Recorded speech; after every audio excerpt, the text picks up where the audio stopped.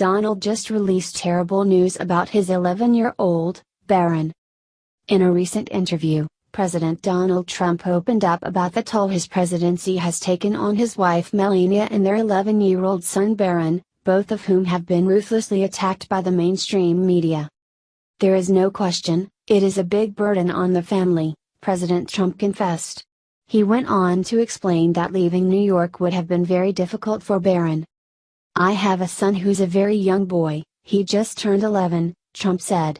He'll be taken away from his school and be put into a brand new school.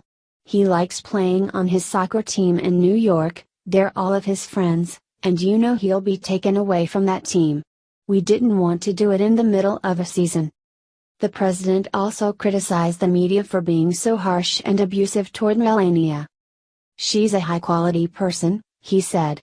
"She's been amazing for the country. What do you think? Are you tired of liberals attacking the Trump family? How dare you?" Meghan McCain crushes Juan Williams over disgusting ACA claim. Fox's Juan Williams and guest Meghan McCain got into an intense fight on air over the American Health Care Act. Meghan McCain came out on top.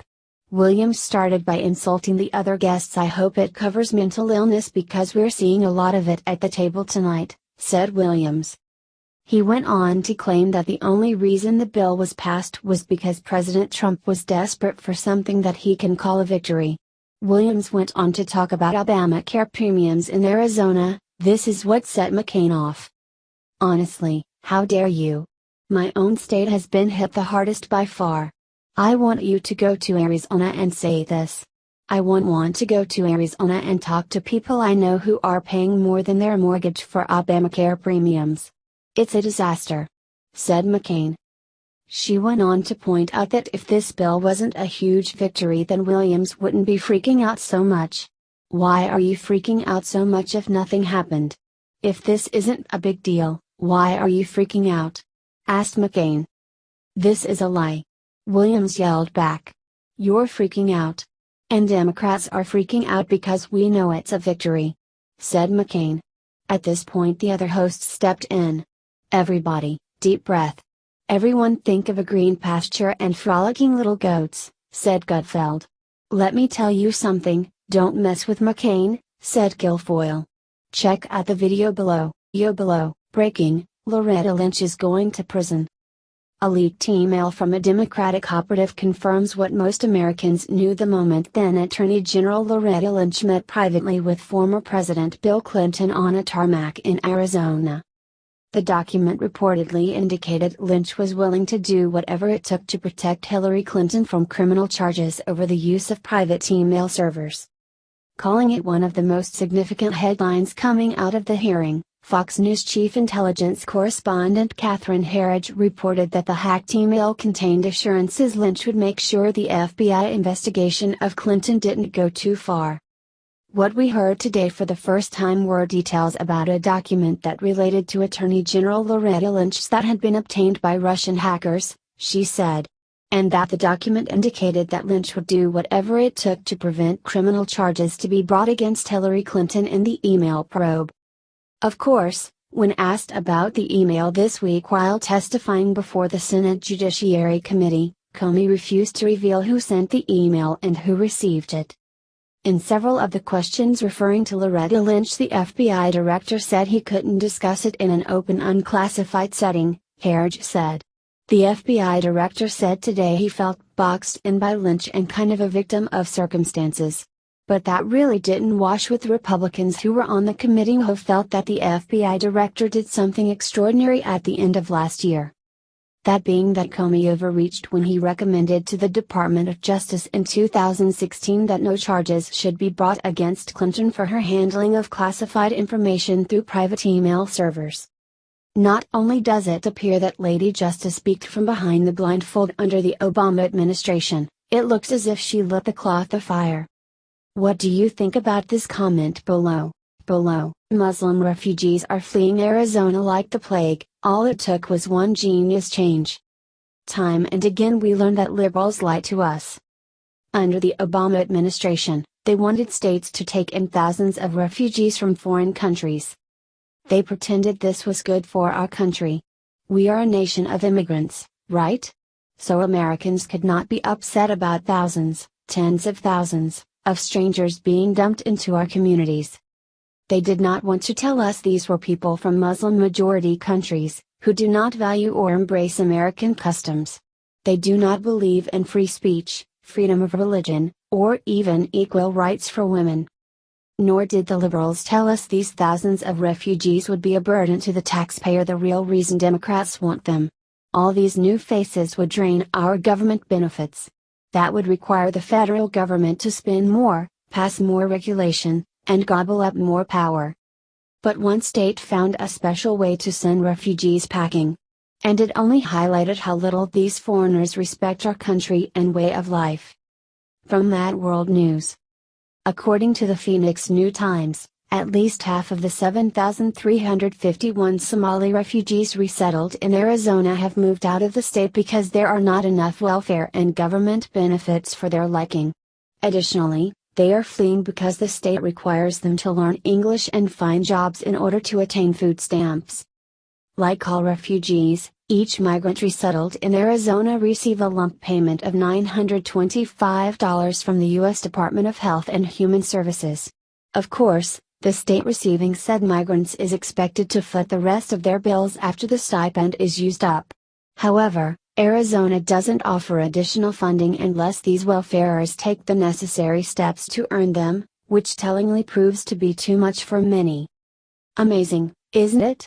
These people had the red carpet rolled out for them, thanks to Obama and the liberals. They were given free money, housing, and benefits from our government. They weren't required to do anything but learn English and find work.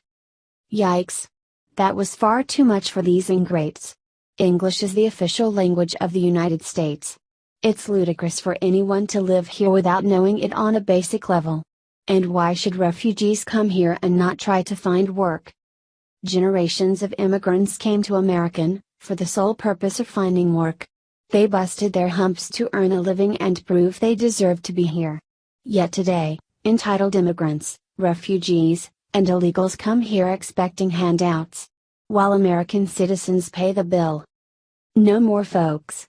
The liberal era is over. If people from other countries want to come to America, they better learn of our ways and get to working. Learning English and getting a job are hardly strict demands, it's what every other person in America is expected to do. If a refugee can't even do that, then what are they doing here?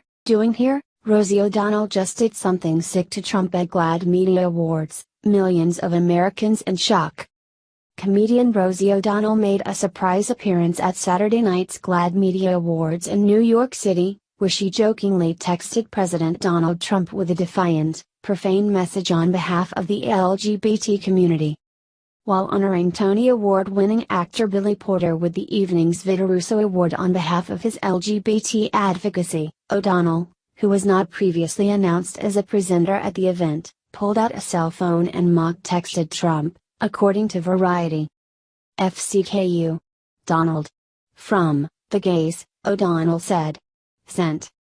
The 28th annual GLAAD Media Awards at the New York Hilton Midtown in Manhattan honored individuals and media properties that best represented acceptance and inclusivity of the LGBT community over the past year.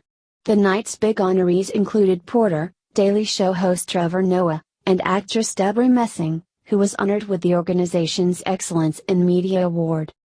O'Donnell also pledged $100,000 to fight anti-LGBT legislation at the event, according to a GLAAD press release. The actress and comedian has feuded with Trump for years.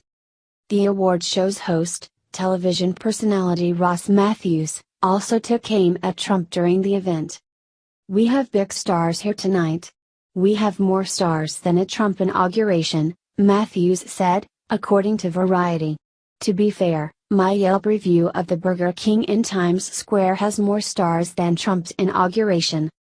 Matthews also reportedly noted that the ballroom in which the awards show was being held was the same one used by Trump to deliver his victory speech after winning the presidential election in November. "Since this is the room where Trump won, we're going to sage the room," he joked, pulling a stick of incense and a lighter from his pocket. But Matthews and O'Donnell weren't the only two stars to slam the president during the show. Will and Grace star Messing criticized Ivanka Trump, the president's daughter, while accepting the Excellence in Media Award. It's not enough to simply say that women's issues are important to you. It's time to do something. You can change the lives of millions of women and children just by telling your dad's stories about real people who are suffering, Messing addressed Trump's eldest daughter. Please stop blindly defending your father and start defending what you say you believe in, the actress added. Other big winners on the night included MSNBC's Rachel Maddow, Outstanding TV Journalism Segment, Gay Community in U.S. Forged in Fire, Tegan and Sara, Outstanding Music Artist, Teen Vogue, Outstanding Magazine Overall Coverage, and the Oxygen Network program Strut, Outstanding Reality Program.